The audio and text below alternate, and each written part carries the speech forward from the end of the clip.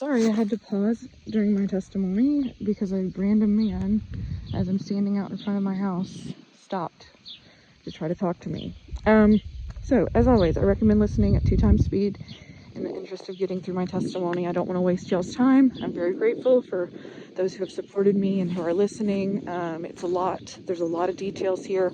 I want to be as thorough as possible, not only for my own obvious purposes of trying to get these people to stop breaking and drugging and raping me in my sleep and everything else they're doing to me, but also because people don't know what these organized traffickers are doing. They don't know the specifics of what they do.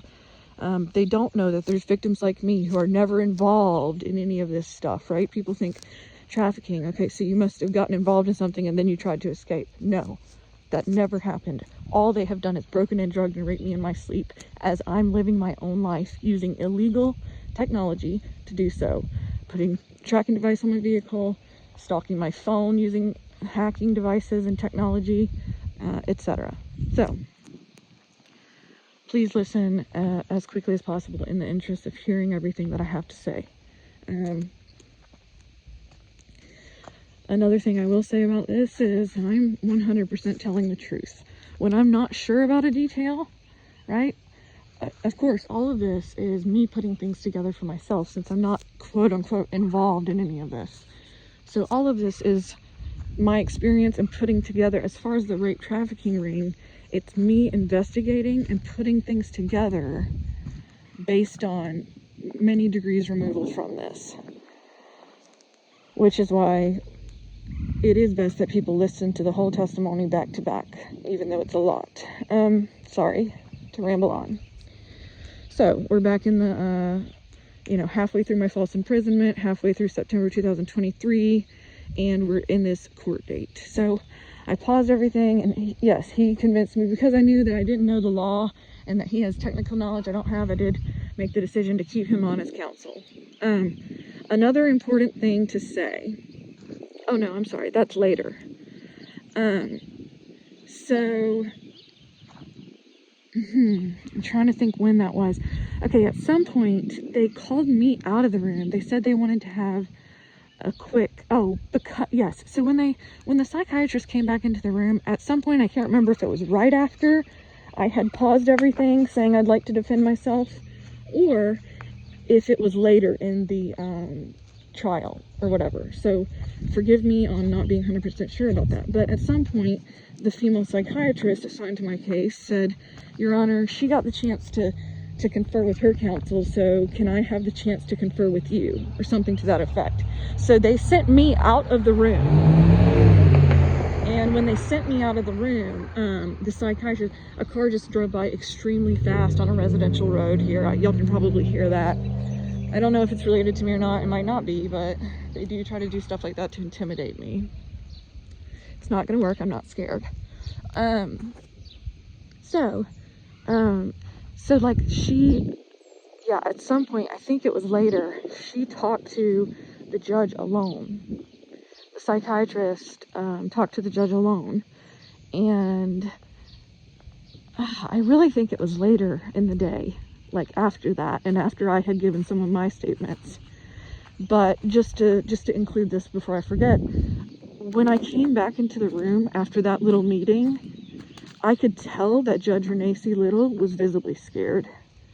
And whatever they said to her was most likely using color of authority, most likely using something to the effect that the FBI is involved, which I had already said the FBI was involved because I said that I went to the FBI. But something to scare her. What do I think that they said?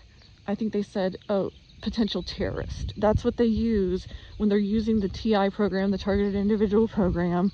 In my case, using it only for the purposes of rape trafficking me and containing me as a victim so that I can't successfully prosecute or become witness to put these traffickers, these rapists in prison. They use that. Since they can't really use it technically, they use the fear that comes with that word. That's what I was able to glean from her response and the change in her behavior after. I'm pretty sure it was later.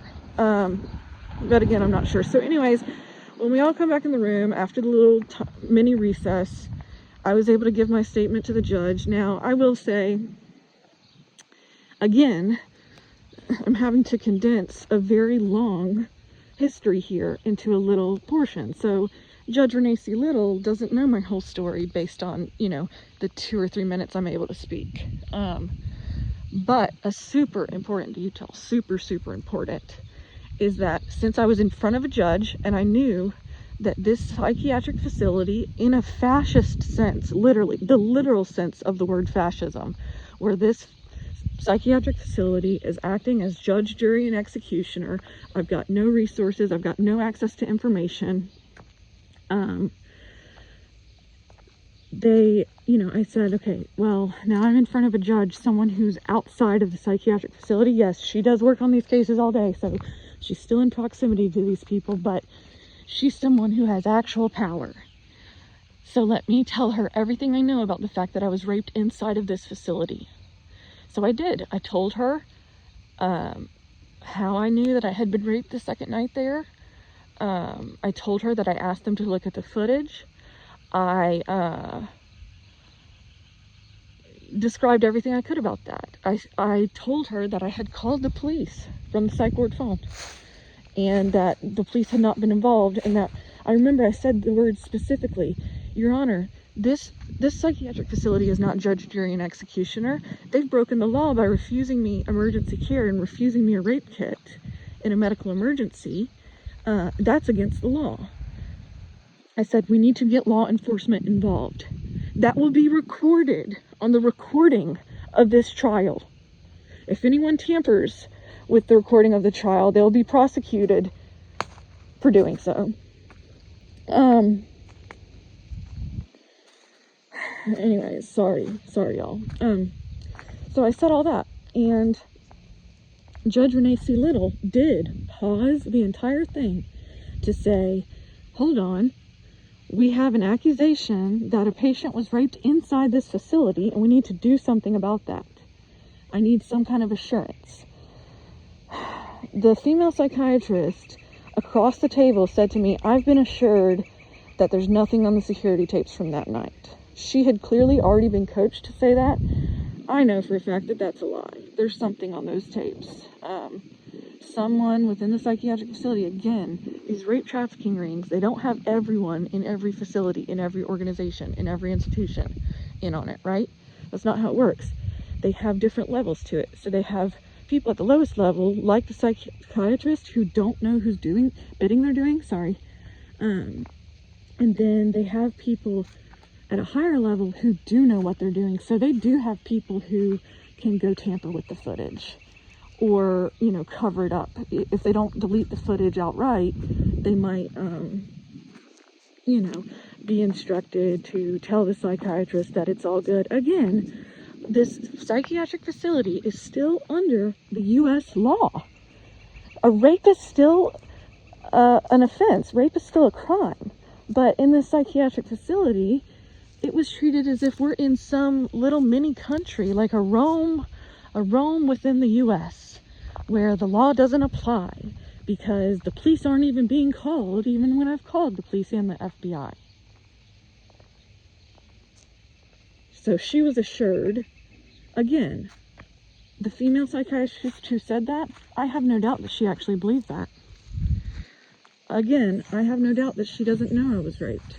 And there's specific reasons that I know that from my talking to her, and just picking up on who she is as a person. So I have no doubt that she genuinely believed what she was saying, but I also have no doubt that there was evidence on that footage. Or maybe they turned the footage off the night that they raped me. Maybe they had psych techs in on it who turned the footage off. I know that they did have psych techs in on it, and looking back, I think they had at least one security guard on it, because the security guard is the type of person who would have access to the footage. And then here we are, and this security guard in the back is being updated now. I'm not making any claim that the security guard that was in there that day was definitely in on it. I don't know for sure. But the fact is that the sensitive information about my case and my court date is getting back to other people immediately, who are then free to go update whoever they know or they're friends with. You know, a security guard who's friends with another security guard might say, yeah, this was said. Yeah, they said that they had told her that they assured her there was nothing found on the footage. I know that that's not true because there was semen that night. That second night when they raped me in my sleep there was semen on my bed. Anyways, okay, what else about this court date? I'm trying to think about the more important things. There were blatant lies being told about me. For example, when my dad testified at this court date and they called him to testify, I was so disappointed in his bullshit. In just the fact that he's clearly rolling over, and then he's also ascribing to these psychiatric ideas, whereas previously he did believe me. Now, just with a little pushing, he's now appearing to really believe it himself that this couldn't be real. Very disappointing, but he said a lot of things in his little testimony. He lied under oath. He's under oath and he lied. I'm trying to think what the specific lies were. I'm sorry, y'all, I have to go back and review, but one of the things he said was, the public defender had asked, do you believe that she was raped? Because I had said the night before, I think we should ask my dad if he believes I was raped, because he does believe me, and I think since they're going to call him up, if we can put him on the spot about that, maybe that'll help me. Well, turns out it didn't, because he then changed it again. Even though previously he had believed me that I had been raped, he said, well, I believe his words were something like, along the lines of, I believe she got involved with some bad people in Texas. No, I never got involved with any bad people. I blocked Gil Lopez as soon as I got suspicious of him, and I left town altogether. I never got involved with any bad people. There were a couple other lies that he told. One other one, I can't remember right now, I'm sorry. One thing that's important to note, just a little side note of a detail I remember. The night before, that public